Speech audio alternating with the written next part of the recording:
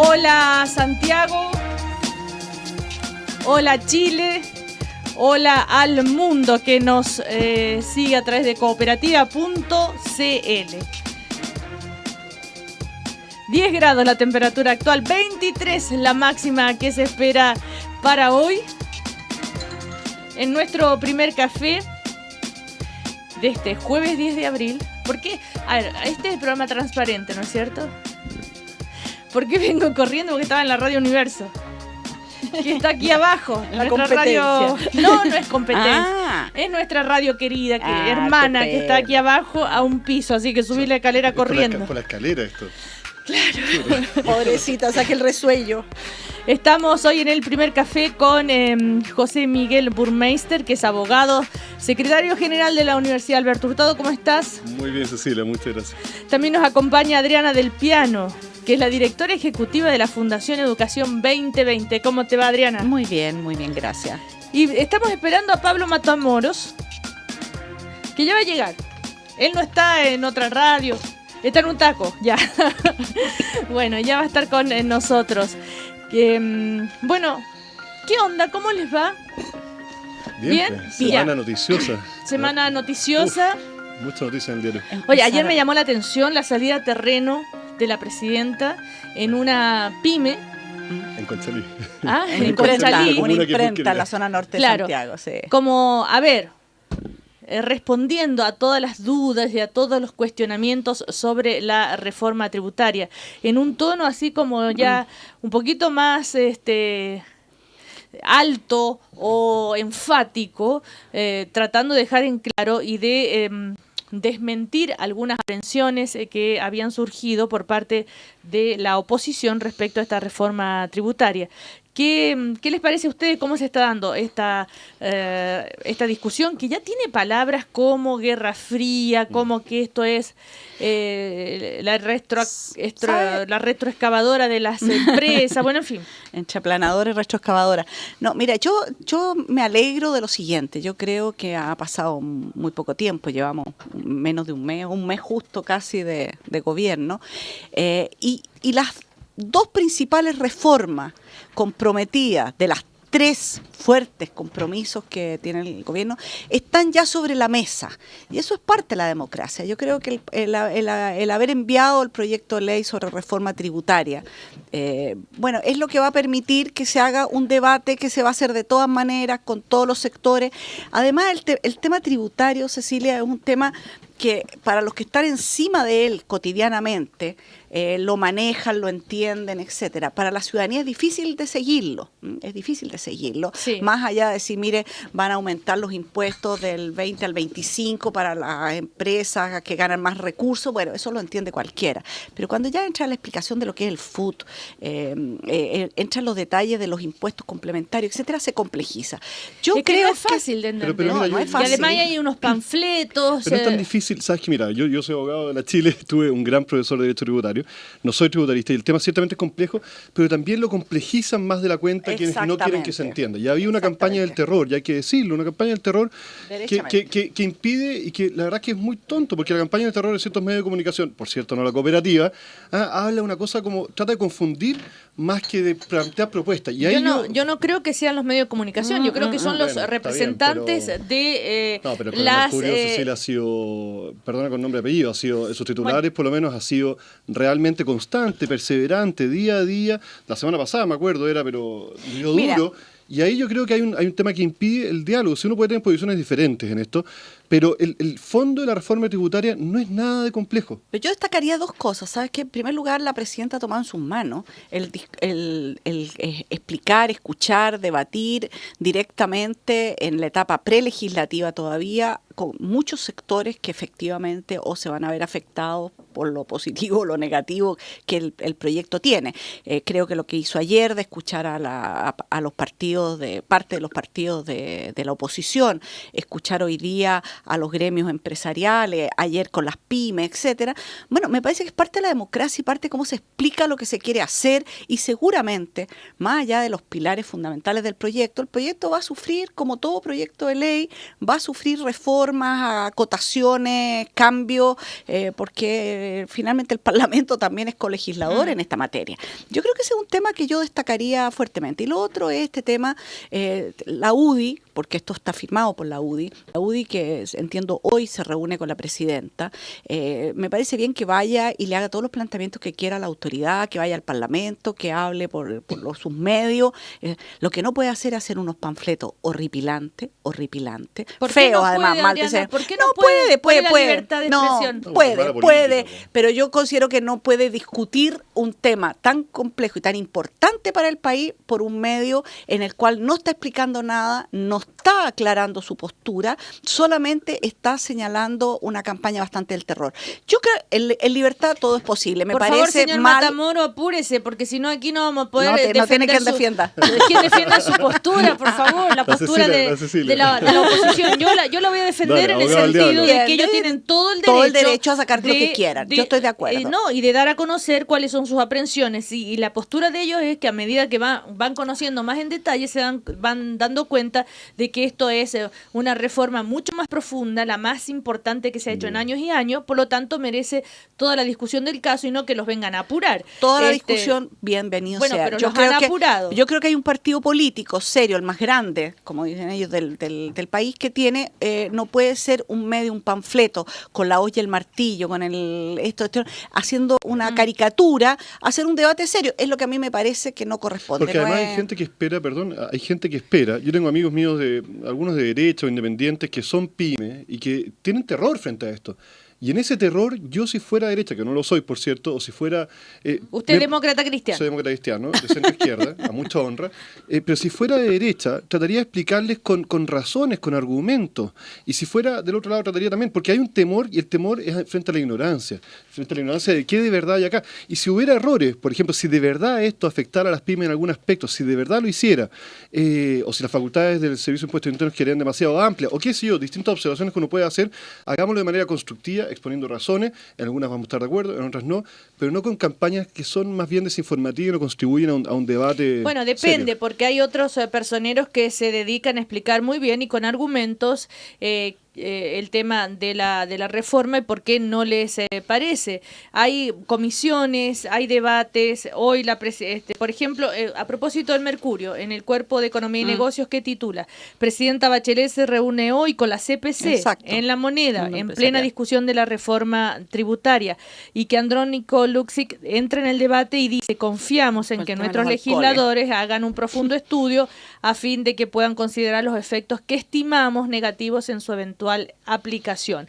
Y hay todo un artículo, y así como ello, también el ministro Arenas, que estuvo en El Informante y aquí en Cooperativa, y bueno, en fin, yo creo que se va a necesitar horas y horas para explicar esto, pero también de un lado y otro. También se va a requerir audacia, esto va a tener costo, va a haber mucha gente que no va a quedar contenta. ¿Y por qué? Porque efectivamente, como tú dijiste, Cecilia, esto es una reforma profunda, y esa reforma profunda va a pisar callo, y no es por mala voluntad que se quiera pisar callo, es porque la realidad en Chile hoy día es que los impuestos no se aplican en la práctica como en teoría se aplican. Como decía un periodista la otra vez en un programa de televisión, ¿por qué los 200 personas más ricas de Chile no son los 200 mayores contribuyentes? Y esa es la realidad. Entonces, ahí hay un tema de que efectivamente los impuestos sean progresivos y, por otro lado, que efectivamente no haya discriminación entre las personas con contrato de trabajo, que pagamos los impuestos que nos corresponden, y las personas independientes, que a veces pagan solamente, no pagan, entre el FUT y otras medidas de ilusión, no pagan los impuestos que les corresponden. Entonces, ahora, yo recomendaría, fíjate, de verdad, a mí me sorprendió un artículo que es corto, que también salió en el Mercurio, hay que decirlo, en Economía y Negocio del martes, el artículo de puño y letra de la Andrea Repeto, que creo que en 2 columnas explica bastante bien, alegos en la materia, por qué la importancia de esta reforma y además una reforma que a mí lo que me parece más valioso es que no es obtener más recursos por obtener más recursos, una reforma que tiene 3 propósitos que toda la ciudadanía valora. Uno es, evidentemente, la calidad de la educación y la equidad en esa materia. La segunda son reformas también en materia de salud y la tercera poder mejorar pensiones que claramente afecta a los sectores más desfavorecidos. Entonces, cuando tú tienes un buen propósito, tienes un instrumento, puedes mejorarlo. Puedes tener derecho a todo lo que, a lo que se dice vulgarmente, al pataleo, tienes canales para eso. Yo creo que estamos en ese proceso. Yo no me escandalizaría de que haya mucho debate, mucha discusión, se quiere apurar porque efectivamente los recursos lo necesita. Este es un año que no va a estar tan bollante para la economía del país, según las proyecciones del propio Banco Mundial, no las que hace Chile mismo. Y por lo tanto, independientemente de las grandes reformas, ya para mantener un ritmo de desarrollo como el que el país viene teniendo, tienes menos ingresos por bajas del cobre, porque América Latina no sé qué, etcétera. Yo realmente recomiendo eso, y viene también hoy día en el Mercurio dos posturas que yo no las comparto plenamente, pero me parece interesante. Una lo hace el diputado Lorenzini, que plantea por qué no dividir el proyecto en dos. Uno con los pilares principales, que es el aumento de impuestos fundamentalmente, y el FUT, y otro que sea para los impuestos complementarios y discutirlos por su orden.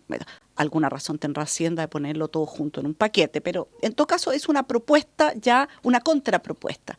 Y viene en la sección cartas, lo leí en la mañana, una persona que hace diciendo, mire, lo sustantivo aquí es si el diferencial de recursos, que significa eliminar el FUT, si ese diferencial de recursos, ¿quién lo administra mejor? La empresa privada, por la vía de generar desarrollo, crecimiento, etcétera, etcétera, que es una mirada sobre cómo se da el crecimiento, o la mirada de que esto vaya al Estado y el Estado lo distribuya en los impactos sociales de lo que es su programa, etcétera.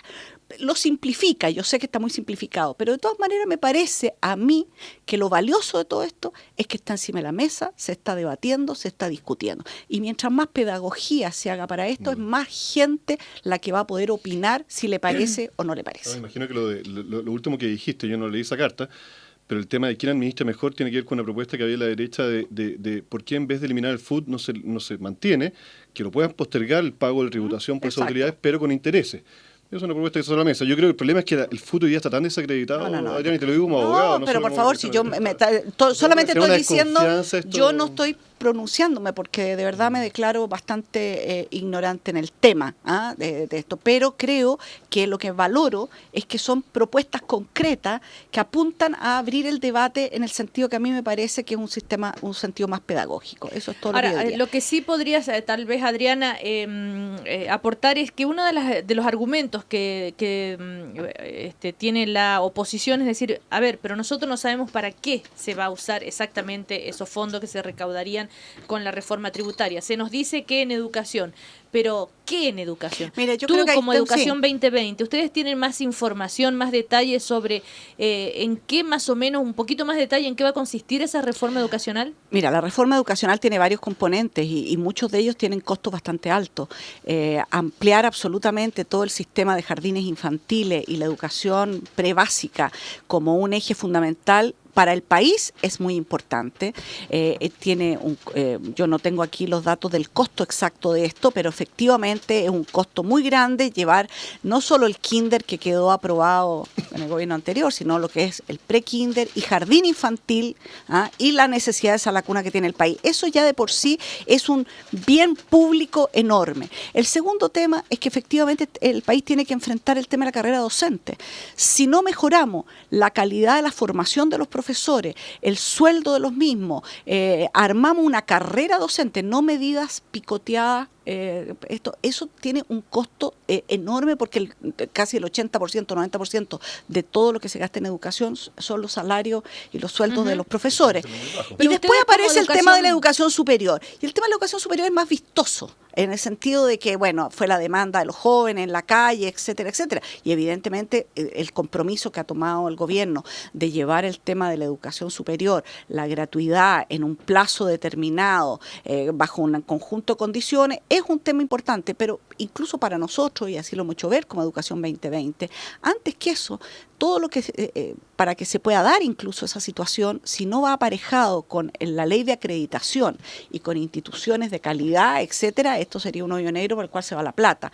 Por lo tanto, creemos que aquí el tema, a nuestro juicio, se juega en la cancha de los más chicos primero.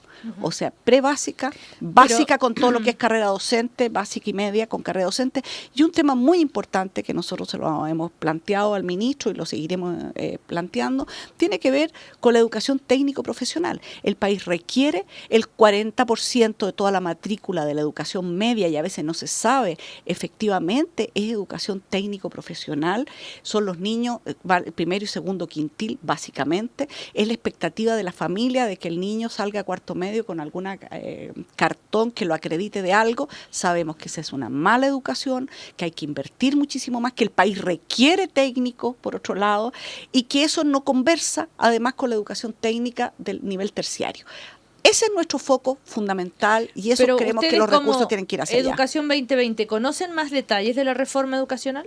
Lo que estamos conversando y los detalles ya específicos de los proyectos de ley sobre lucro, que son las medidas primeras que va a tomar el ministerio, eliminación gradual del copago. A nosotros nos parece que ese es un elemento muy importante. Nosotros le hemos señalado al ministro que ojalá parta por los que más pagan, que vaya disminuyendo de arriba para abajo, no de abajo hacia arriba, y por otro lado y en simultáneo el rescate y la mejora de la educación pública. Es decir, eliminar el copago es la manera en el tiempo de efectivamente hacer más equitativa y más plural, a diferencia de lo que se ha dicho, mucho más plural la educación en Chile. Que sean los padres los que puedan elegir y tengan efectivamente donde elegir en un menú de oportunidades y no el colegio que elige a los padres y selecciona absolutamente a los niños. Eso es una forma que se plantea de manera bien confusa al final. Confusa, pero es que es muy importante. O sea, si tú dices, mira, yo papá quiero elegir y tengo efectivamente donde elegir, si yo no tengo una buena educación pública al frente, no tengo esa posibilidad de elegir. Yo soy un padre que quiere que sus niños se eduquen en un colegio laico, republicano de buena calidad, como lo fue en el pasado, no estoy hablando de ciencia ficción, o quiero que se eduque en un colegio de católico o cristiano o de cualquier confesión y tengo esa oportunidad. Bueno, esa es la idea de un país que ofrece educación de calidad y posibilidad de elegir, pero no puede ser que le dé la posibilidad de elegir solo a las familias que tienen más recursos, que pueden pagar, y el que no tiene es lo que tiene en la esquina nomás. Hoy día Jaime Belolio, el diputado nuevo en La Tercera, escribe una columna sobre esto, insistiendo en este argumento de que las personas votan con los pies. Y que de alguna manera el hecho de que la mayor demanda, el trasvasije de demanda que ha habido en la educación pública hacia la particular subvencionada, demostraría que la educación particular subvencionada es de mejor calidad. Lo cual yo creo que es erróneo porque, claro, o sea, si tú le dejas morir la educación pública, si no le das recursos, si no te preocupas no solo de los recursos, sino que además de la autonomía de los directores, de la forma en que funciona, no sé, de una serie de cosas, si no te preocupas de fortalecer la educación pública, naturalmente esta se va a deteriorar y naturalmente frente a una educación deteriorada te vas a la otra, a la educación particular subvencionada. Y además hay un argumento que dice Fernando Atria que me parece bien interesante, que recojo con el tema de la exclusión. No son los papás los que eligen, sino que son los colegios los que excluyen. Y de manera, muchas veces, claro, pirando el interés individual, muchos papás, bueno, dicen yo prefiero escoger, te permiten escoger el segmento dentro del cual, segmento socioeconómico dentro del cual tú quieres que tus hijos se eduquen. Entonces, hay una cosa bien perversa también en el argumento de que se vota con los pies, digamos. Incluso yo creo que hay un tema bien interesante, porque incluso aún con la segregación, cuando tú controlas por nivel socioeconómico, el plus que le agrega el colegio particular subvencionado, en la mayoría de los casos, no digo en todos, hay algunos muy buenos, pero en la mayoría de los casos no es mejor cuando tú controlas por el nivel socioeconómico de los estudiantes, no es mejor que el que entrega el municipal. Entonces, aquí hay una tarea país. El país está enfrentado y votó por una presidenta que se la quiere jugar por rescatar la educación pública, no para eliminar la educación particular subvencionada, eso hay que decirlo muy claramente, por darle un estatus y un nivel a la educación pública que lo tuvo en el pasado y que queremos que lo vuelva a tener para que la gente escoja. Y no quiere decir, porque también se puede hacer mucha campaña del terror con este tema, de que se van a cerrar los particulares subvencionados, que se va a eliminar. No es así. Hay un artículo hoy en el Mercurio de Carlos Peña, rector de la Universidad Diego Portales, que dice, hoy día el ministro, salvo que se espere que lo haga la presidenta el 21 de mayo, deberá decirle a los dirigentes estudiantiles que algunas de sus más preciadas expectativas no se van a satisfacer. Porque es verdad también que los estudiantes están pidiendo, por ejemplo, que ninguna universidad tenga un aspecto mercantilista, que la educación no sea un bien de consumo desde ningún punto de vista, y el gobierno les va a tener que decir que, por supuesto, eso no va a ser posible. porque tienen que existir también la iniciativa. Bueno, en fin, hay todo un análisis ahí y yo creo que también, lógicamente, los estudiantes desde su punto de vista van a hacer sus demandas más profundas, más... no quiero usar la palabra extrema, pero no se me ocurre otra, y radicales, y el gobierno le va a decir, sí, estamos dispuestos, pero hasta aquí. Y ahí, ¿cómo se la va a tener que arreglar el gobierno con eso?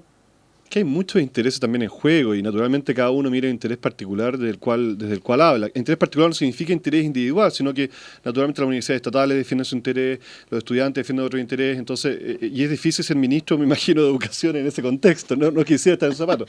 Pero dicho eso, y además hay otro elemento que agrega, que es con esto del anuncio que se va a hacer y todavía no hay un proyecto. Tú le preguntabas a Adriana si ella conoce un poco más del proyecto. Claro, nadie lo conoce mucho, porque también es razonable que el ministro quiera escuchar a todos antes de presentar un proyecto serio completo, pero eso se ve boicoteado por la ansiedad que nos embarga a todos de saber, bueno, cómo vamos a abordar esto, y también con que han habido ciertas señales que claro, son que llevan algunas a confusión. Todo este tema de la noción de que la universidad pública es lo estatal, entonces hoy día estamos todos medio perdidos, a punto de recibir el bendito anuncio y con la ansiedad de un tema tan importante, tan crucial, como es la reforma educacional que nos va comiendo. Sí. Que además la reforma tributaria, como tú decías antes, se justifica, no solo, por cierto, pero en gran medida por los cambios que queremos hacer en educación. Entonces, la ansiedad es natural y eso nos lleva a manifestar con esas cartas. Ahora, yo creo que es muy importante, Adriana del Piano. Muy importante el tema, yo me imagino, el diálogo del ministro con los dirigentes estudiantiles, en términos de mirar el cronograma de cómo va a transcurrir una reforma que es compleja, que no es automática, que no es inmediata.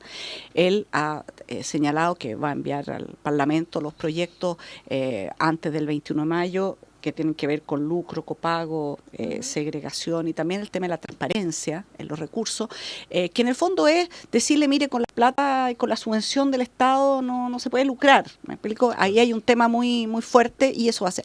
Y yo creo que tiene que ver cómo transcurre la reforma del nivel terciario, digamos, la universitaria, la educación superior, etcétera. Y yo creo que esa reforma no puede no ir de la mano del tema de la acreditación. Perdonen que insista en eso. No puede no, y eso lo va a entender cualquier dirigente estudiantil, aunque tenga que responder a sus bases rápidamente. Además, no nos olvidemos, los dirigentes que marcharon en el 2011, que hoy día parte de ellos están en el Parlamento, los dirigentes, son gente razonable en el sentido de que se hicieron cargo de problemas que iban bastante más allá de la educación superior.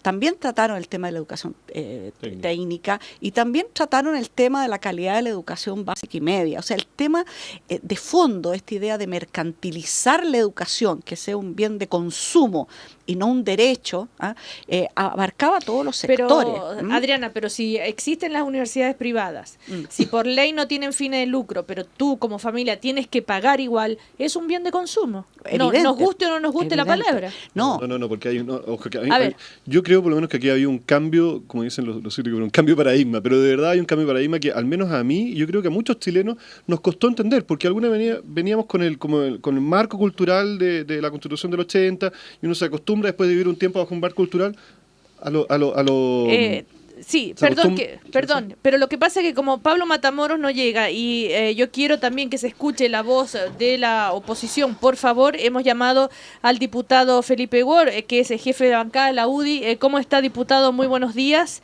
Muy buenos días, ¿cómo está usted? Muy bien, aquí estamos con Adriana del Piano, con José Burmeister, y estábamos hablando sobre las discusiones ya respecto a la reforma tributaria, que ayer la presidenta sale a terreno una vez más para aclarar. Ustedes que ya lanzaron un segundo,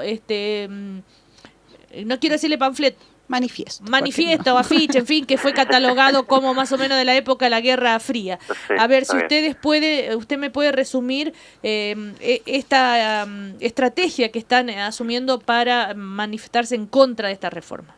Con todo gusto. Mire, nosotros hoy día no tenemos los votos suficientes para dar la pelea en el Congreso. Perdimos en democracia, nos ganaron bien, yo no tengo nada que decir con eso, y la concertación, la nueva mayoría, como quiera llamarle, puede hacer lo que quiera en materia de reforma tributaria. Yo creo que esto de que están abiertos al diálogo tiene algo de hipocresía, y perdón la palabra dura, porque una persona puede manifestarse abierta al diálogo, pero yo creo que eso es muy distinto y es muy distante a estar disponible a modificar el proyecto. Una cosa es estar disponible a sentarse a conversar y otra cosa es estar disponible a sentarse a modificar. Yo creo que están para lo primero y no para lo segundo. Yo creo que este proyecto no va a ser cambiado en nada en base a las propuestas que nosotros hagamos. Y esa es la razón por la cual nosotros también vamos a dar la pelea en la calle. La presidenta ha salido a terreno a dar a conocer cuáles son, en función de lo que ella piensa, los beneficios de esta reforma. Nosotros estamos convencidos de que esta es una pésima reforma que impacta el empleo, que impacta el crecimiento. Las reformas tributarias en el mundo nunca han sido el instrumento a través del cual se puede superar la desigualdad. Y yo creo que si uno analiza incluso las cifras que ha entregado el ministro de Hacienda, se da cuenta que están escondiendo información. Ayer descubrimos que los gráficos que había entregado el ministro de Hacienda en la Comisión justamente de Hacienda, por ejemplo, relativa a lo que hacían los países de la OECD en materia de impuestos, escondían los últimos 4 años, donde nos dábamos cuenta que los países van a la baja en materia de carga impositiva. Entonces, nosotros creemos que es importante que la gente sepa que los costos de los créditos van a subir, que los costos de las casas van a subir, y que muchas veces, a pesar de que uno piense que las grandes empresas van a pagar la nueva carga impositiva, yo creo que muchas grandes empresas van a traspasar eso a precios. ¿Y quiénes pagan los precios? Obviamente los consumidores. ¿Y quiénes se ven más afectados? Los consumidores que tienen menos recursos. Así que yo estoy convencido, en la UDI estamos convencidos de que es una mala reforma. Yo presumo siempre buena fe de parte de las autoridades. Yo entiendo que aquí hay mucho de ideología. Hay muchas diferencias también al interior de la concertación. Pero, contestando la pregunta y para no aburrir, nosotros no tenemos los votos suficientes en el Congreso. Vamos a dar la pelea, por supuesto, en el Congreso. Pero también queremos transmitirle a la ciudadanía los efectos malos de esta reforma para que sepan muy bien, finalmente, la causa por la cual se produjeron. Pero usted podría decirme en 3 puntos, ¿por qué es tan mala esta reforma? Mire, primero, porque... ¿Usted hablaron de que iba a ser una retroexcavadora para la casa propia o algo así? O sea, algo así, directamente eso. Eso era, ¿no? Aquí se pretende recaudar con una cierta cantidad de dinero y no sabemos el destino, que es principalmente el tema de educación, pero no sabemos cuánto cuesta lo que se quiere hacer en educación. Entonces, perfectamente el día de mañana, en 1 o en 2 años más, nos pueden decir, mire, la reforma tributaria no alcanzó, pensemos en una segunda reforma tributaria, es decir, la carreta delante de los bueyes, primer punto. Segundo punto, afecta directamente a la clase media. Esto de subir el impuesto a los timbres y estampillas, esto de rebajar la exención del IVA en la construcción, abre obviamente una ventana para que los créditos suban. ¿Y quién accede a crédito? Las personas que necesitan los créditos. Y obviamente que esas no son las grandes empresas ni las grandes riquezas del país. Yo no tengo nada contra las grandes fortunas, legítimamente se la han ganado en su gran mayoría de los casos, pero esta reforma afecta finalmente la vivienda que pretende adquirir una familia de clase media, el crédito de consumo a través del cual pueden financiar una serie de necesidades que pueda tener y todas estas exenciones. Pero diputado, sí. Ayer la presidenta lo hace desde una pyme justamente y el propio dueño de la pyme dice que está de acuerdo con la reforma. Yo no entiendo. Entonces dice que porque le van a descontar impuestos por la inversión en maquinaria y que para ellos eso es muy importante y entonces no están en contra de la eliminación del FUT. O sea, hay reacciones diversas dentro de los pequeños y de los grandes empresarios. Una mini pyme no deprecia. Entonces, el ejemplo que busca la presidenta, me imagino que es con pinza. Me gustaría saber cuál es la opinión de la CONEPYME, de la agrupación, finalmente, porque son organizaciones que son bastante silenciosas y son muy organizadas, pero son silenciosas porque, habiendo diferencia al interior de ellas, obviamente que no puede existir una sola opinión. Yo estoy totalmente convencido de los efectos negativos de esta reforma. Aquí no hay ideología, no nos estamos oponiendo por oponernos. Obviamente que si hay puntos que son razonablemente beneficiosos y que finalmente implican una mejoría en la calidad de vida de la gente, vamos a votar a favor, y eso lo estamos evaluando. Lo que hemos intentado hacer es, reconociendo el punto de que no tenemos los votos porque perdimos en democracia y perdimos muchos diputados, dar la pelea también en la calle. Ayer se reunió la presidenta de la República con Renovación Nacional. Hoy tengo entendido se reúne con ustedes. ¿Usted va a asistir a esa reunión con la presidenta? No, yo viajo a mi distrito, así que en mi reemplazo va el subjefe de bancada Ignacio Urrutia. Pero obviamente que le vamos a hacer los puntos con mucha firmeza y con mucho respeto a la presidenta, quien nos ha invitado a la moneda. Muy bien, le queremos agradecer al diputado Felipe Guar, entonces, que es diputado UDI, jefe de bancada de la UDI, por conversar con nosotros. Que esté muy bien.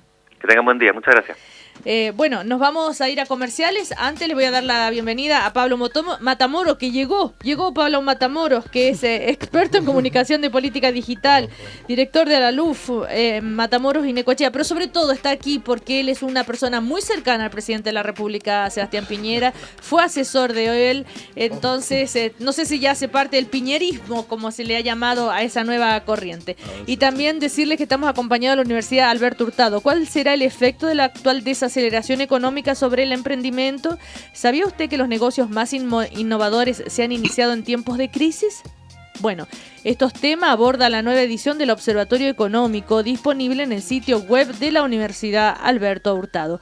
Cambia el mundo, Universidad Alberto Hurtado. Comerciales y seguimos entonces con Pablo Matamoros, José Miguel Burmeister y Adriana Del Piano. Seguimos en el primer café, estamos con Pablo Matamoros, que ya hace parte de la fundación que ha creado el presidente de la República, Sebastián Piñera, que se llama Avanza Chile. Sí, Avanza Chile. ¿Cómo te va, Pablo? Muy bien, gracias, perdón, mil disculpas del atraso, pero aquí estoy.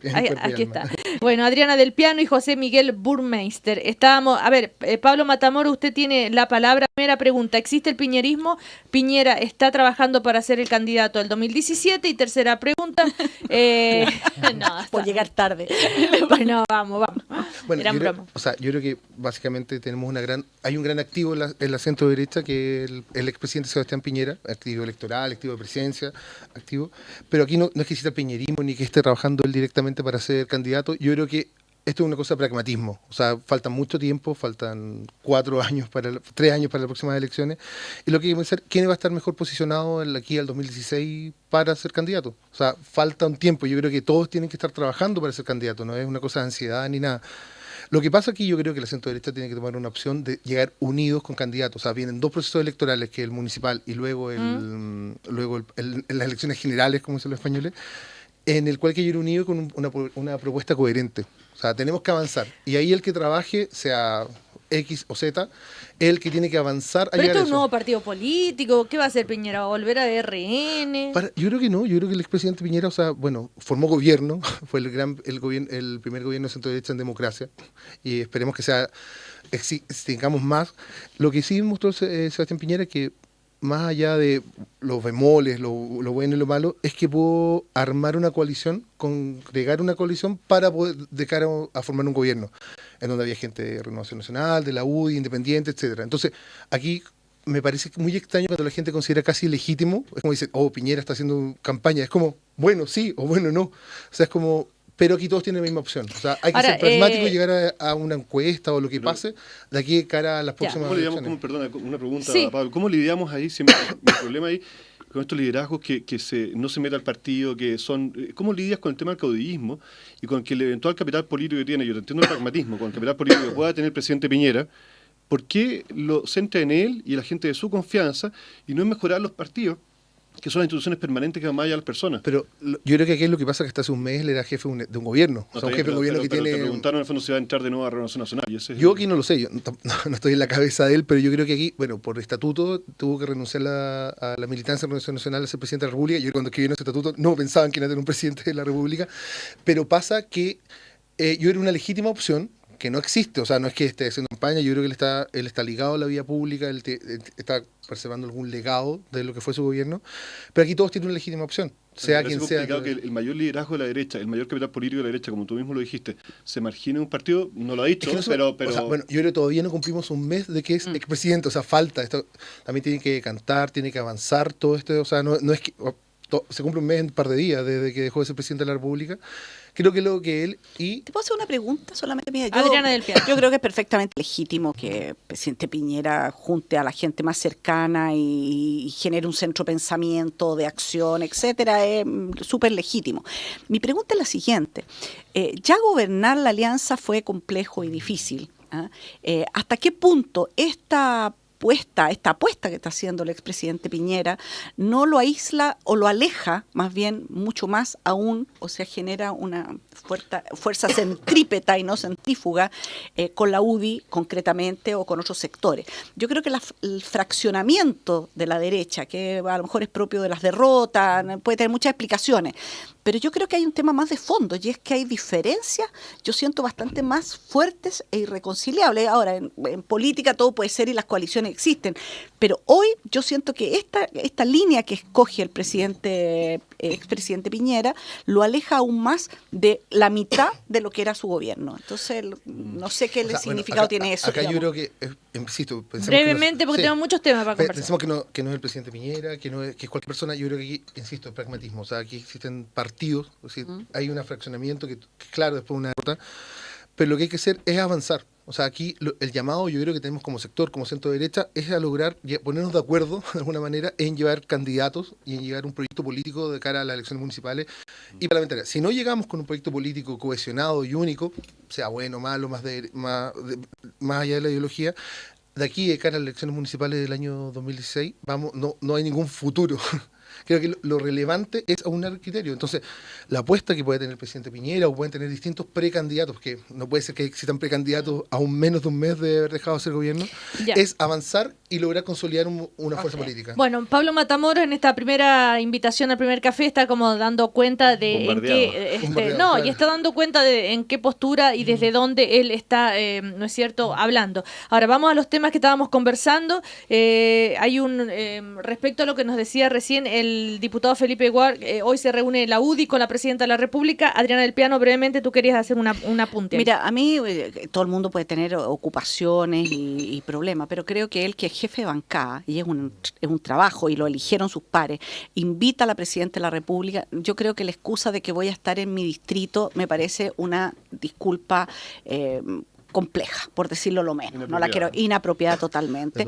Y va el diputado Urrutia, yo no tengo nada ni lo conozco con mucho detalle el diputado Urrutia, pero el diputado Urrutia en general se ha caracterizado por estar en las posturas más extremas dentro de la UDI. Entonces no me parece que sea la persona más dialogante para un tema que es un tema país, es un tema... Pero tú encuentras que la actitud del diputado Guar es así como poco respetuosa o sea, poco deferente, diría yo, para no decir respetuosa, poco deferente. Es poco republicano. Poco republicana, claramente. Pablo Matamoros. Si tienes un problema grave con un hijo, puedo entenderlo, pero si te invita el presidente de la República a una reunión, tú vas. O sea, a no ser que tengas un problema de fuerza mayor y no dices voy a mi distrito. O sea, creo que aquí es la amistad cívica y la República es lo más... Totalmente. Además, el fondo de los problemas que estamos discutiendo hoy día, si de verdad te interesa la reforma tributaria, te invitan a discutir eso entre otros temas, es como... Bueno, ¿por qué no puede ir a tu distrito pasado mañana?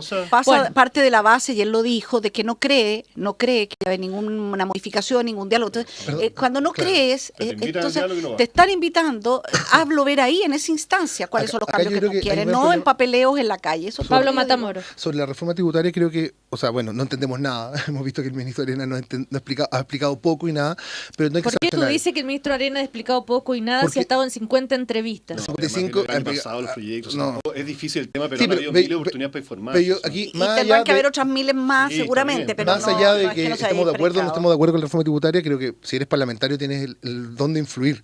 Tienes que influir y no hay que ser reaccionario. O sea, hay que dialogar. La democracia se basa en diálogo. Pero dialogar, por ejemplo, el diputado Silva hoy dice, denuncia que Arenas ocultó información ante Comisión de Hacienda. Pablo Matamoros. No, yo creo que no están así. O sea, lo que estábamos hablando, gana una coalición política, obviamente viene con su agenda, con sus definiciones ideológicas. Lo que hay que hacer dentro de que eres una posición de política, una coalición política en minoría, lo que tienes que buscar las mejores formas de influir. Influir. Y aquí no ir es la peor forma de influir. ¿Y los panfletos, qué te parecen, Pablo Matamoros? Un poco delicado, me parece. Creo que no aplican. Creo que a la larga esto es un diálogo. Esto no es la ley del terror. Chile ha avanzado bastante en los últimos años para que los buenos y los malos. Esto es una democracia en donde tenemos que influir. Obviamente hay cosas ideológicas que estoy completamente de desacuerdo con la democracia, pero con la reforma tributaria, pero vivimos en democracia. O sea, y hay una realidad. La centro derecha es minoría hoy en las cámaras y hay que influir y a lo mejor hay que aunar criterios para poder lograr de que el perjuicio o el daño de esta reforma sea el menor O posible. sea, ¿el presidente Piñera se debe agarrar la cabeza cuando ve esos panfletos? No sé, yo creo que no. El presidente Piñera está recibiendo un premio en Estados Unidos. Ya. Estuvo en Lima. Está en Disneylandia con los nietos. Cecilia Rovaretti, eres increíble. Pero ¿sabes qué? ¿Por qué? Creo que no. La cabeza, no es posible. Oiga, bueno, Mire, fíjate que yo quiero destacar un elemento, porque siempre hablamos de puros problemas, porque bueno, la gente se entretiene con los conflictos de alguna manera. Pero mira, hoy día ver la página segunda del cuerpo C del Mercurio, las fotos que ahí aparecen, a mí me parece un tema interesante, porque yo veo, será mi optimismo nato, yo veo equipos de trabajo discutiendo, ministros en el Congreso debatiendo, etcétera. Lo dijo el diputado Ward, efectivamente los votos están para llegar y sacarlas, si quisieras pasar aplanadoras o retroexcavadoras o lo que quisiera. Pésimo. No se hace, la presidenta toma ella personalmente, no manda solo los ministros, para conversar con cada uno de los sectores.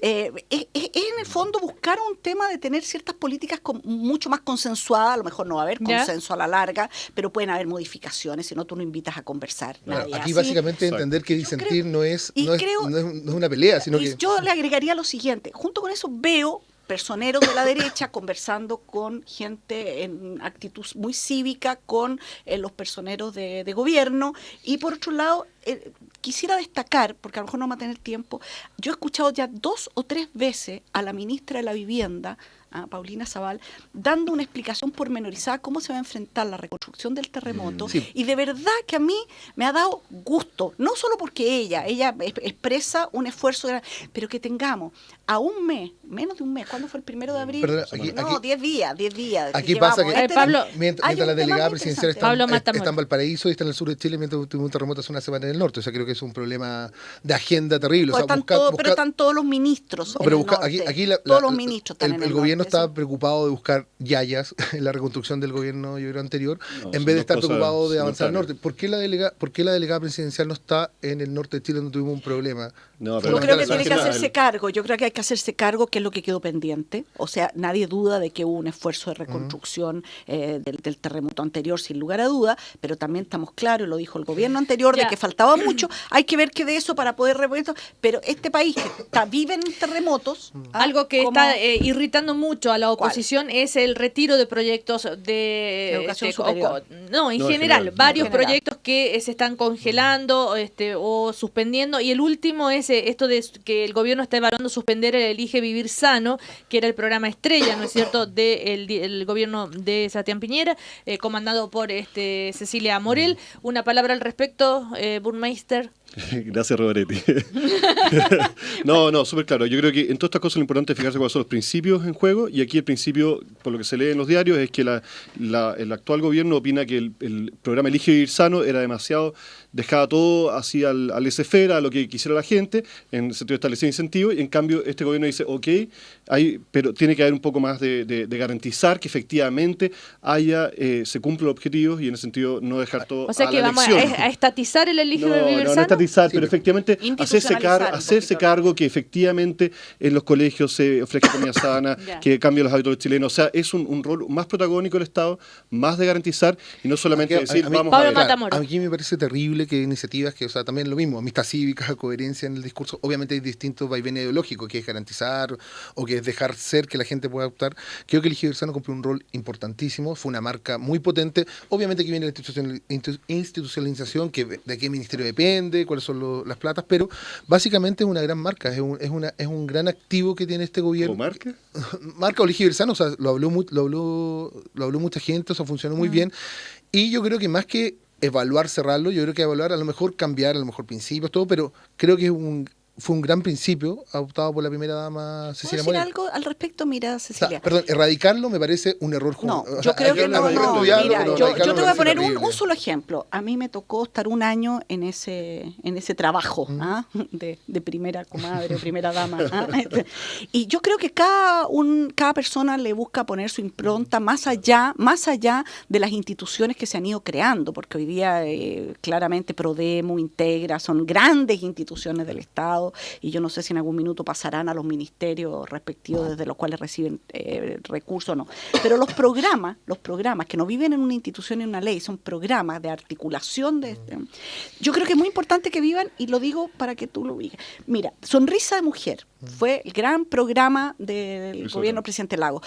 Muy importante que lo tome Salud, porque garantizar que la gente tenga derecho dental es muy importante. Y te voy a poner otro ejemplo. A mí me tocó el tema, una cosa que se llama Un niño, una cama, cama para mi país. Eso lo tuvo que tomar efectivamente el FOSI. Pero aquí hay un gobierno que está reevaluando y cerrando muchos programas. Pero darle su impronta, porque no quiere retirarlo ni cancelarlo. Este hiperpresidencialismo maneja, claro.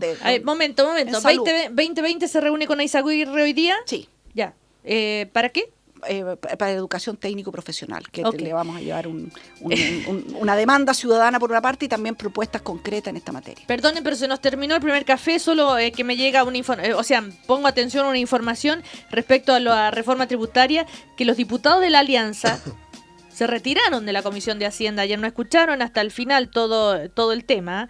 Expusieron ante la Comisión de Hacienda de la Cámara de Representantes, de la Fundación Horizontal, del Colegio Contadores, de la Fundación Piense, de las asociaciones aduanas, sobre sus comentarios, qué les parecía esta reforma tributaria. Y finalmente solo 4 de los 13 parlamentarios presentes quedó hasta el final. Y de la UDI uno solo. ¿Cuál es la explicación que dan eso? Porque tenían otras cosas que ir a hacer ahí en el entonces, entonces eso es complicado, porque al final nadie quiere pasar pena ahora. Tenemos la mayoría para hacerlo, sin embargo, ha habido diálogo. Como tú dijiste, la presidenta va a hablar con las pymes. Citamos y al final, si ni siquiera vas a la cita, ni siquiera participas de las comisiones, entonces, ¿qué diálogo puede haber ahí? Acá yo creo que más allá está como una pataleta de estar retirándose y no... Acá hay una realidad. La centro derecha es minoría de las cámaras y tiene que tomar un discurso coherente y común, o si no, la aplanadora, esta cosa horrible que dijeron, va a pasar, más que virtualmente, va a ser realmente sobre problemas. Pablo, ¿por qué no eres diputado tú? Pablo a la cámara, Pablo a la cámara aquí. Es un fan club. Pablo Matamoro, Adriana del Piano, Partido Piñerista. Claro, y José Miguel Burmeister, que les vaya muy bien. No alcanzamos a hablar sobre el tema del presidente Frey. Del presidente Frey. Con las vendas infectadas mataron a Frey, publicó Cambio 21, reacción del presidente Frey Ruiz Tagle, muy afectado. Ayer. Vamos a seguir con ese tema. Todo nuestro cariño y apoyo a la familia Frey y al presidente Frey. Lo espantoso. Que les vaya muy bien. Gracias, Cecilia. Gracias.